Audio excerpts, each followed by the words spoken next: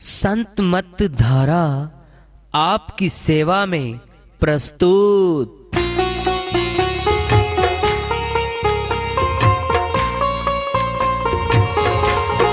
जो चाहता है प्रभु प्यारा वो आओ संत मत धारा।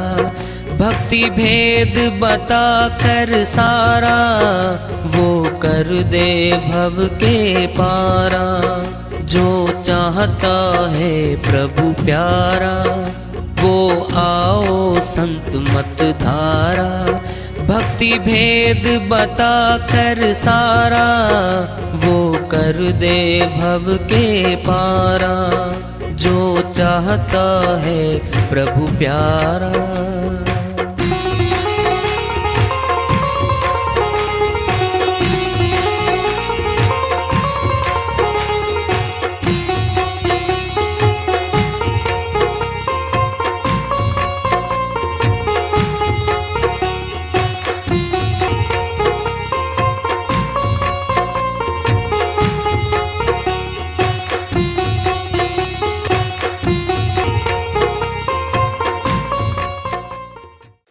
परम पूज्य सदैव स्मरणीय सदगुरु साहिब की जय हो। सतनाम साहिब। आदरणीय सर्व संतों की जय हो। उपस्थित आदर के योग प्रभु प्रेमी एवं जिज्ञासु आत्माओं, हम सभी पूर्ण पिता परमात्मा सभी सृष्टियों के रचनहार कुल मालिक हम सबके जीवन का आधार उनकी महिमा को सुनने के लिए एकत्रित हैं। मेरी सभी से अर्ज है कि मैं कोई जगत गुरु नहीं, कोई महाराज नहीं, कोई महामंडलेश्वर नहीं। मैं केवल सभी संतों की चरणों की धूल हूँ और आपका भक्ति मार्ग में सहायक हूँ। मैं अपनी सीधी साधी टूटी फूटी भाषा में, संदुकड़ी भाषा में भक्ति भेद के गूढ़ रहस्यों को उजागर करने वाले विचार आपके समक्ष रख रहा हूँ। यदि अच्छे लगे अपनाएं, नहीं तो गैर जरूरी समझकर विसार दें। हाँ, सत्संग एकमात्र प्रभु प्राप्ति का विद्यालय है, विश्वविद्यालय है ये। और हम सभी सत्संग में आए हुए हैं। हम जिज्ञासु तभी तो आए हैं। हम पिछले सत्संगों से वार्ता करते चले आ रहे हैं कि चेतावनी से प्रभु प्राप्ति की ओर। इस अध्याय को, इस वार्ता को आज फिर आगे बढ़ा रहे हैं। धरती करते एक पग, समुद्र करते फाल, हाथों पर्वत तोलते सो भी खाए काल। कबीर साहिब अपनी श्रीवाणी में बहुत बड़ी बात समझाना चाहते हैं। धरती करते एक पग, एक कदम में पूरी जमीन को माप दें, नाप दें। इतनी शक्ति रखने वाले भी आए यहाँ पर। राजा बलि था, उसका गुरु था शुक्राचार्य जी। वामन अवतार के रूप में आए थे। शुक्राचार्य पहचान गए थे कि ये आ गए हैं। विष्णु जी के अवतार उन्होंने कहा था। जब देने की बात आई, लेने की बात आई तो दानी था, वो दान देता, सभी को दान दे रहा था। वो लाइन में लग गए। जब दान देने की बात आती है तो वचन भरो भाई, तुम क्या दोगे आप? वचन की क्या जरूरत है जी, जो मांगो लो। नहीं, वचन भरवा लिए। एक कदम, दूसरा कदम, वो दिखे वामन का छोटा बच्चे के रूप में दिखा रखा था। अब शुक्राचार्य तो बोलने लगे, उसको बंद कर दिया। वो कहना चाहते थे कि आप हाँ मत भरो, ये कोई और शक्ति है, आपको नहीं पता है। खैर हाँ भर ली भाई, वचन हो गया। तो जैसा आता है बढ़ते गए, आकाश बहुत ऊंचे हो गए वो। अब उसको देखने लग रहे, बल्ली देख के सारे देखने लग रहे। तो भाई एक पग में सारी जमीन माप दी। अब दूसरा कदम कहाँ रखूं? राजा बलि बलि जी मेरे सिर पे रख दो और काम बताओ बाबू। जैसा आता है सिर पे रख दिया तो पाताल भेज दिया था। धरती करते एक पग, एक कदम में सारी जमीन को नाप दिया। समुद्र करते फाल, समुद्र को लांघने वाले भी आए और समुद्र को पीने की शक्ति रखने वाले भी अगस्त मुनि जैसे आए। हाथों पर्वत तोलते, पहाड़ों को हाथों से उठा के इधर से उधर रखने की शक्ति रखने वाले भी आए। सो भी खाए काल। साहिब कहते हैं उनको भी काल पुरुष ने अपना ग्रास बनाया यहां पर। वो छोड़ता नहीं किसी को। इतनी शक्ति लेकर के जो आए हैं साहिब कदापि झूठ नहीं बोलते। समझने की कसर है, बस कमी है, समझना पड़ेगा। सो भी का काल। काल का अर्थ क्या है? उम्र थी इनकी सभी की। जब तक शरीर में रहे चलते रहे, जब शरीर छूट गया फिर कहां गए? इतनी शक्ति लेकर के यहां आए हैं।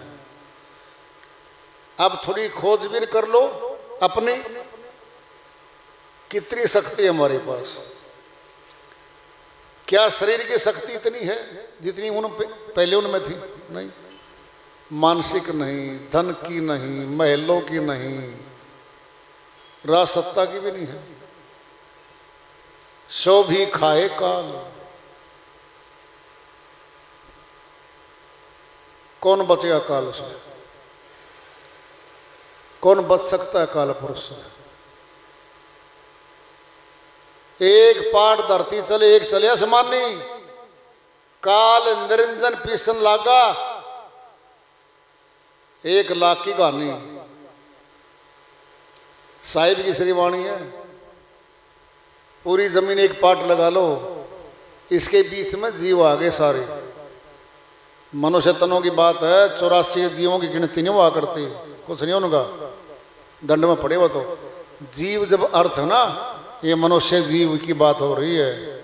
ऊपर आकाश है, दूसरा पाट है, चला रहा है, घुमा रहा है। हर रोज गिन लो, अब तो सारी कैलकुलेशन है हमारे पास। पूरा संसार मुट्ठी में लिए घूमता है इंसान।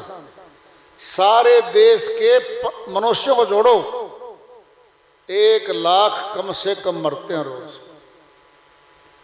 फालतू से 1.5 लाख मर जाओ, बात वह नहीं है, वह बात नहीं है। बात 1 लाख तो कम से कम हर रोज मार देता है वो। कितनी दुर्घटनाएं घटती हैं, कितने तूफान रोज आते हैं, कितने भूचाल आते हैं, कितनी बाढ़ें आती हैं। समुद्री तूफान, बड़े बड़े जहाज नीचे बैठ गए तली में, वापिस नहीं आ पाए। मनुष्य भी पूरी टक्कर लेता है प्रकृति की। बर्फ जमती है 0 पॉइंट पे, -30, 36, 60 डिग्री तक भी जाकर के रहता है ये पहाड़ों पे। बहुत जगह ऐसी हैं कम से कम महीना, 2 महीने, 3 महीने, भारतवर्ष में भी -10, 20, 30 डिग्री चला जाता है। हमारे फौजी सैनिक वहाँ रहते हैं, रखवाली करते हैं हमारी सीमाओं की, उनको रहना पड़ता है। और एक बात और भी है, भारतवर्ष में हमारी सेनाएं हैं, उनके अपने नियम हैं, सेनाओं के अपने कानून अलग से भी हैं। वहाँ शर्त भी है, इन्फेंट्री वाला हो चाहे एयरफोर्स वाला हो, 3 महीने कहीं 6 महीने रहना पड़ता है एक को, नंबर वाइज। जहाँ खतरे हैं ना, चाहे कश्मीर हो, चाहे पंजाब के एरिए हो, चाहे कहीं के भी हो, फौजी को 3 महीने से 6 महीने से 3 साल तक की भी म्याद है, 3 साल तक भी रहना पड़ता वहाँ पर। फिर बदली हो जाती है, फिर नए जवान आएंगे, ट्रांसफर हो गए, उनको घुमाते रहते हैं भिन्न स्थानों पे। तो ठंडे प्रदेशों में भी रहना पड़ता है। होड़ लगाता है ये। हिमालय पर्वत की चोटी पे हर वर्ष पर्वतारोही चढ़ते हैं, हर वर्ष चढ़ते हैं। पूरा खतरा सामने है, तूफान आ जाए तो गए, बर्फीला तूफान भी आता है, फिसलते भी हैं, ऑक्सीजन भी कम है। ऊपर जाके तो ऑक्सीजन के सिलेंडर लेके जाते हैं वो, यानी मनुष्य भी डरने से डरता कभी भी। बहुत बहादुरी जब जहां दिखानी पड़ती है ना मनुष्य ने, वहां पूरे खतरे उठाता है ये। उस बहादुरी में या तो जीत होगी या मौत होगी। लेकिन हमारी शक्तियां, मनुष्य के द्वारा बनाए गए सारे मशीन, उपकरण, शक्तियां सारी बहुत छोटी है। प्रकृति के सामने कुछ भी नहीं, हम तिनका भी नहीं है। फिर भी मनुष्य पूरी ताकत लगाता है, लड़ाई करता है, संघर्ष करता है प्रकृति के साथ। अब आता है, हम आए हुए हैं मनुष्य तन में। मनुष्य तन में जब आए हैं तो आज़ादी मिल गई कर्म करने की। 184 के जीव, शेर आदि, हिरण आदि गुलाम योनियों को प्राप्त है। खुद के पानी पी सकते नहीं, भोजन आ सकता नहीं, जो मिलेगा उसको खाएंगे या पिएंगे बस। ये शक्ति मनुष्य में भर दी है।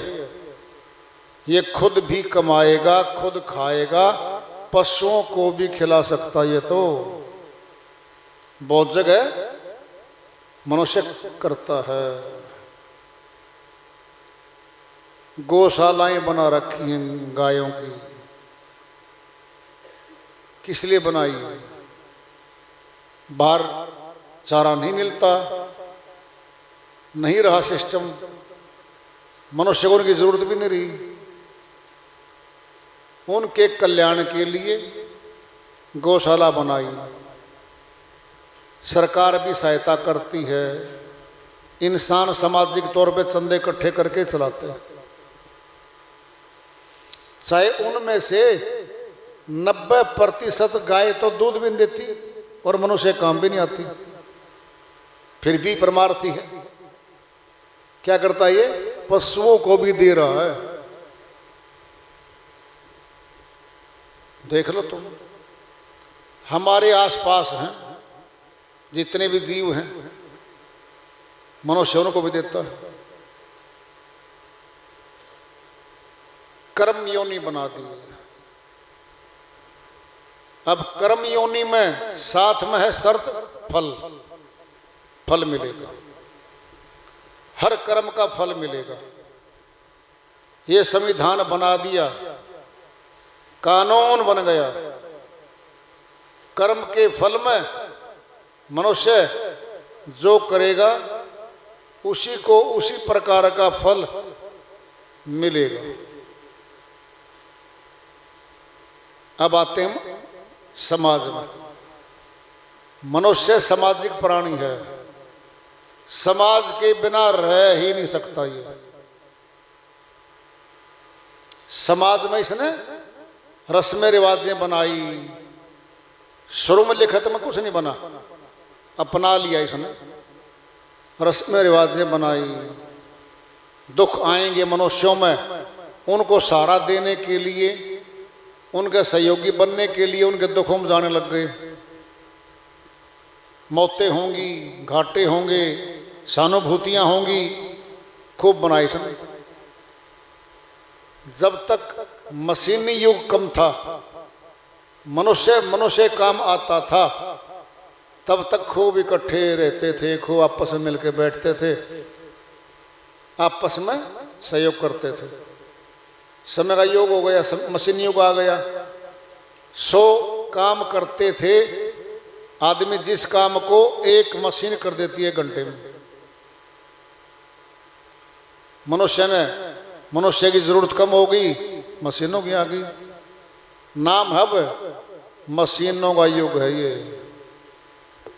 अब आएंगे हम इस मशीनों के युग में।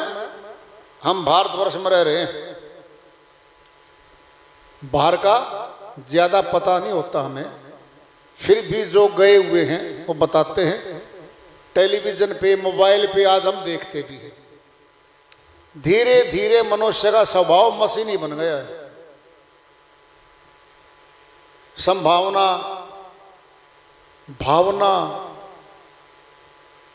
भावनाएं कम होती चलेगी, दया कम होती चलेगी, मिल बैठ के सहानुभूति कम होती चलेगी। हम भी मशीन का रूप बनते जा रहे हैं। जो मैंने सुना था, किसी से देखा भी था एक जगह, विदेशों में, अमेरिका, इंग्लैंड जैसे देशों में कोई मर जाता है, मुर्दा घाट पे कब्रिस्तान से अलग हो जाते हैं अपने सभी। किसी के पास समय नहीं अब जाके शोक मनाएंगे, जाके बैठेंगे 7 दिन 10 दिन, नहीं है। ड्यूटी पूरी होगी उनकी तो वहीं पे खत्म होगी बस। जाए अपने घर, जाए काम पे, मशीन की तरह बन गया। सहानुभूति प्रकट करने का समय उनके पास नहीं है। पिकनिक मनाएंगे, इतवार है, संडे है उनका, उस संडे में वो आज़ादी से अपनी मौत जिसको कहते हैं वो मना रहे हैं।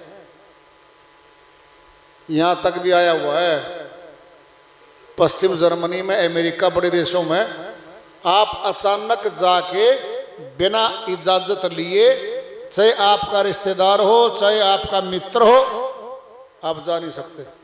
अगर जाओगे तो आपको अटेंड नहीं करता, वो कहेगा पहले इजाजत लेके आते। यहां तक भी है। कितना इंसान मशीन की तरफ बनता जा रहा है। अब जरा देखना, मशीनी युग में क्या मिलेगा हमें?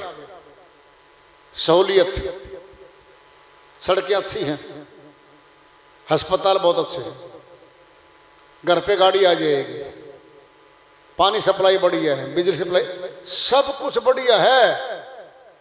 हमारे दुख में शामिल होने वाला जो हमें सहयोगी बने हमारा, वो चैप्टर गया। इंसानी गुण चले गए। हर चीज धन में, पैसे में तोलता है इंसान। उनकी तुलना अगर आज भी करके देखें ना हमारे भारतवर्ष से, बहुत अच्छा है ये तो, आज भी बहुत अच्छा है। उनकी तुलना करते हैं तो इंसानी गुण है। दुख सुख में हम शामिल होते हैं आपस में, बिना मतलब के भी सहायता करते हैं। इंसान हैं हम, और इंसानी गुण नहीं रहे तो हम फिर मशीन बन गए।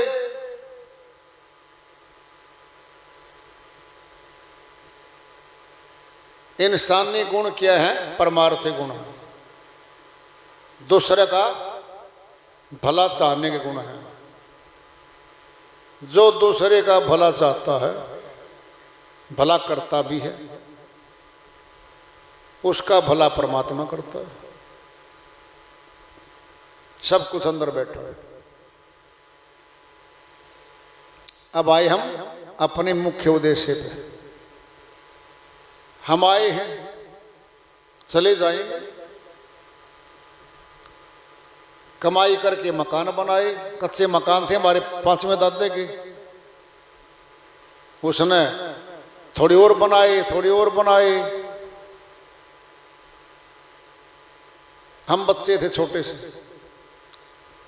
50% मकान जो होते थे वो कच्चे होते थे, पक्के मकान बहुत कम थे, झोंपड़ियां होती थी। कितना बदला इंसान, पक्के मकान बन गए, फर्स्ट क्लास, सड़कें पक्की हो गई, हर सहूलियत मनुष्य ने बना ली। चलो मकान बनाए, अपने बनाए, खुद के बनाए, हमारे ही लिखवा भी लिया बोर्ड, ये हमारा मकान है। जमीन ने फार्म हाउस, बड़े बड़े जागीरदार बने, बोर्ड लगा लिए, ये फलां का फार्म हाउस है, सब बना लिए हमने। लेकिन उन फार्म हाउसों को बनाने में, मकान बनाने में, महल बनाने में हमारा खर्च क्या हुआ? क्या कुछ भी खर्च नहीं हुआ हमारा? श्वास खर्च हुए हमारे, हमारे श्वास खर्च हुए हैं। श्वास है बहुत कीमती, दुकान नहीं है कहीं श्वासों की, कहीं से मोल भी ले लेंगे हम। बहुत कीमती श्वास है। फिर कीमती पदार्थ के द्वारा, कीमती चीज के द्वारा कीमती वस्तु मिले, बढ़िया। सोने के बदले में पीतल मिले, सोना तो मिले कम से कम, महंगी वस्तु मिले, अपनी मिले। श्वासों से महंगा कौन है? परमात्मा, जिसने श्वास दिए। बोलो, श्वास माता पिता ने नहीं दिए, नहीं दिए, दुकान कहीं है ही नहीं, दुकान हम ले ही नहीं सकते। हम श्वास पे आ रहे हैं। अब हमारे श्वास, ब्रह्मज्ञानी कहते हैं, मस्तक में नासिका का अग्रभाग है, अगला हिस्सा है, वहां श्वास रखे हैं गिनती के, और वहां से श्वास नीचे 9 द्वारों में टपक रहे हैं, एक एक श्वास आ रहा है नीचे। अब जब हम मकान बना गए, फैक्ट्रियां लगा ली, दुकानें बना ली, सब कुछ बना लिया हमने, 500 करोड़ की जमीन मकान जोड़ के कह लो बना लिए। 20 या 30 वर्ष में लगा लो, हमने 30 वर्ष के श्वास बदले में दे दिए, और 500 करोड़ की प्रॉपर्टी बन गई हमारी।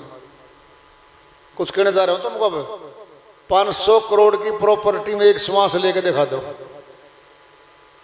बोलो। 500 करोड़ रुपये, सारी प्रॉपर्टी अपनी, मकान, जमीन, जेवर सब जोड़ लो, एक श्वास बदले में दिलवा दे कोई? नहीं मिलना। प्रश्न पैदा हो रहा है, नहीं मिलना। क्यों? ये मनुष्य के अधीन नहीं है श्वास। श्वास हमारा जीवन है, हमारा जीवन है। और जो श्वास को दे रहा है वह दाता है, वो देने वाला है। फिर क्या श्वास इसीलिए दिए थे? वो वस्तु कमाओ जो छूट जाए, नाशवान हो, हमारे साथ चले ही नहीं। ये किसने कहा? हम बड़े सयाने हैं। सुबह जाते हैं 8 बजे, रात को आते हैं 8 बजे, 12 घंटे दुकान पे सारा सामान बेच के पैसे गल्ले में इकट्ठे होते हैं, पर्स में डाल के 20,000 से लेकर के 20 लाख रुपए तक बड़े बड़े व्यापारों में आते हैं। अटैचियां मर जाती हैं, सारे पैसे अपने घर लेके आते हैं। दुकान वाले गले में 100, 200, 500 रुपये हर समय पड़े रहते हैं, खाली नहीं छोड़ते गले को कभी। वो इसलिए छोड़ के आते हैं 100, 200, 500 रहने दो। कोई 1 महीना छोड़ के दिखा दे दुकान पे, जी हमने लेके आए घर पे, हमारा घर है वो, दुकान कमाने का सेंटर है, घर नहीं हमारा वो। वहां तो हम कमाई कर रहे हैं, घर पे लेके कमा करके घर ले आते हैं। हमें घर अलग है।